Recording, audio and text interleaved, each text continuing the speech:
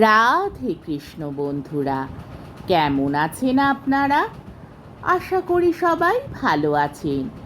আজকে আবার একটা নতুন ভিডিও নিয়ে হাজির হয়ে গেছি।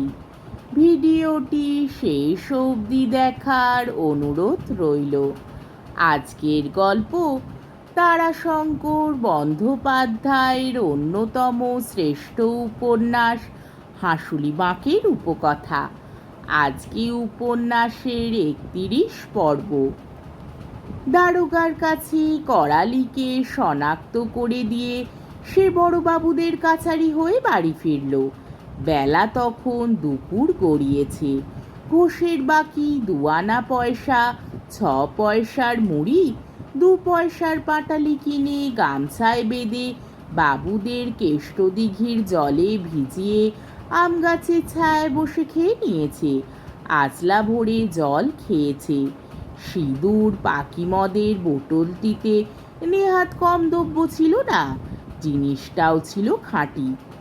এখনো পর্যন্ত অল্প অল্প নেশায় বেশ ফুর্তি রয়েছে বনোয়ারি। তার উপর মনটাও খুব খুশি রয়েছে। দিনমানটা আজ ভালোই বলতে হবে। সেদিন পুজোটি কর্তা প্রসন্ন হয়ে নিয়েছেন মনে হচ্ছে তার। করালির ব্যাপারটা মিটে গিয়েছে, ভালোই হয়েছে। তার মনের মধ্যে ভারী একটা অশান্তি ছিল। কোদ অবশ্য খুবই হয়েছিল তার। গুরু বলে খুব সামলে গিয়েছে, নইলে হয়তো কাণ্ডটা একটা বিপর্যয় ঘটিয়ে ফেলতো। ছোড়াটার গায়ে ক্ষমতা হয়েছে, হ্যাঁ তা হয়েছে, মানতেই হবে মনোয়ারিকে। বাঁশবনে সে তার নিচে পড়েছিল, এজন্য বলছে না ওটা একটা বেকায়দায় পড়ে হয়ে গেল। ঝরা বাঁশপাতার গাদায় পাতা সরে গিয়ে পিছলে পড়ে গিয়েছিল সে। কিন্তু বনোয়ারির বুকে যখন উঠে বসেছিল করালি, তখন তার ক্ষমতার আঁচটা পেয়েছে সে। দাঁতও মরদ হয়েছে ছোড়া। তবে মদে বদখেয়ালিতে না মাটি হয়ে যায়, সেই জন্যেই তো বনোয়ারি তাকে নষ্ট হতে দেবে না। এ কদিন কয়েকবারই তার মনে হয়েছে ছোড়াকে ফেলে বুকে চেপে বসলে হয়তো মেরে ফেলতো তাকে। তা থেকে রক্ষে করেছেন গুরু আর কর্তা। আজ ওই সিধুকে দেখে পাখির জন্য তার মন কাঁদল। করালি আর পাখিকে ফিরিয়ে আনায় কর্তব্য মনে হলো। তার মতো লোকের কি ওই ছেলে মেয়ের উপর রাগ করা ভালো দেখায়? রাম রাম, লোকের কাছে সে মুখ দেখাতো কি করে? যাক, ছোড়াটাও শেষটা বুঝতে পেরেছে, পাখিকে নিয়ে ফিরে যাবে বলেছে। থানায় ছোড়া পায়ে হাত দিয়ে প্রণাম করলে। হতভাগা বদমাস কোথাকার! হতভাগা শেষে বুঝেছে এতেই বনোয়ারি খুব খুশি। নিমতেলে পানু, প্রহ্লাদ, নয়ন এরা খানিকটা মাথা নাড়বে, তা নাড়ানাড়ি করুন, বুঝিয়ে দিতে হবে। বড় ঝঞ্ঝাটের কাজ এই মাতব্বরের কাজ। 10 জনের মাথার উপর বসার ভারী আরাম এইভাবে সবাই। ওরে বাবা, এ 10-এর মাথায় বসা নয়, এ হলো লোহার গজাল বসানো গাজনের পাটায় গজালগুলো সুচালো মাথায় বসে থাকা। হে ভগবান, মতি ঠিক রেখো বাবা, মতিভ্রম হলেই ওই গজালে চেপে বিধে মারবে 10-এ। বুকের ভেতর রাগ অশান্তি হলেই বুঝতে হবে গজাল বিঁধেছে। করালির ব্যাপারটা নিয়ে মনে যখন অশান্তি ছিল, তখন ওই গজালি বিঁধছিল। মিটে গেল, যাক, ভারী আনন্দ। চন্দনপুরের বাবুদের ওখানে সে সুফল পেয়েছে।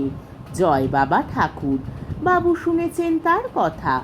বাবু সেরেস্তার কর্মচারী, কোপাইয়ের অপর পাড়ের গোপের পাড়ার দাসজি মশায়ের ছেলে বনোয়ারির খুব সুখ্যাতি করলে বাবুর কাছে। পরমের নিন্দেই করলে, বললে ওই তো আসল মাতব্বর কাহার পাড়ায়, পরম তো 8 পৌরে পাড়ার। 8 পৌরেরা মোটে 6-7 ঘর, তাও সকলে পরমকে মানে না। তাছাড়া পরম লোকও ভালো নয়, ডাকাতিতে জেল খেটেছে এবং যত কুড়ে তত মাতাল। বনোয়ারির স্বভাব চরিত্র খুব ভালো। বাবু মন দিয়ে শুনলেন সব, বললেন আচ্ছা দেব তোমাকে জমি। চন্দনপুরীর বড়বাবুর 4 মহলা বাড়ি, গাড়ি ঘোড়া লোক লস্কর, যাকে বলে 4 চৌকস কপাল। ওর বাড়ির মা লক্ষ্মী সাক্ষাৎ আজলক্ষ্মী। ওই মায়ের পায়ের পাঁজের ধুলো যদি বনোয়ারি পায় তবে কি আর দেখতে আছে? আর ওই রকম নইলে মনিব, ওই মনিবের চাকর হলে 1 হাত ছাতি 10 হাত হয়ে ওঠে। লোকের কাছে বলেও সুখ কত। তাছাড়া কত দুর্লভ জিনিস তার আশপাশে। মেলা খেলায় ঝকমকে আলোর তলায় সারা রাত বসে নয়ন ভরে দেখে যে সুখ, ওই রাজবাড়িতে চাকর হয়েও ঠিক সেই সুখ। বনোয়ারির মন কল্পনায় পুলকিত হয়ে উঠল। হঠাৎ দাঁড়ালো বনোয়ারি। ডাইনি জাঙল, সামনে বাঁশপাদি, বাঁয়ে পুবে মা কোপাইয়ের পলেনের অর্থাৎ পলিপডা মাঠে রাখাল ছোড়ারা গরু ছাগল ভেড়া ছেড়েছে। সকলে দিব্যি নিশ্চিন্ত হয়ে গাছতলায় কড়ি খেলছে। এদিকে ওই একটা আলের পাশে একটা শেয়াল মুখ বাড়িয়েছে দেখা যাচ্ছে। ছাগলগুলো চিৎকার করে ছুটছে দেখেছে তারা, কিন্তু ভেড়াগুলো এক জায়গায় জমাট হয়ে গায়ে গায়ে বেঁধে দাঁড়িয়েছে। আচ্ছা জাত, চোখ বন্ধ করে দাঁড়িয়েছে। নীলে বোধ হয় একটা। বনোয়ারি হাঁকলে, এ লিলে রে লিলে রে, এই ছোড়ারা। রাখালেরা চকিত হয়ে খেলা ছেড়ে উঠে দাঁড়াতে শেয়ালটাকে দেখতে পেলে সঙ্গে সঙ্গে তারা হৈ হৈ করে ছুটল, লে লে লে লে। বনোয়ারি ভারী বিরক্ত হলো। বেকুবের দল সব একদিকে ছুটল। কাহারের ছেলে হই ধূর্ত শেয়ালের ফন্দি জানে না হতভাগারা।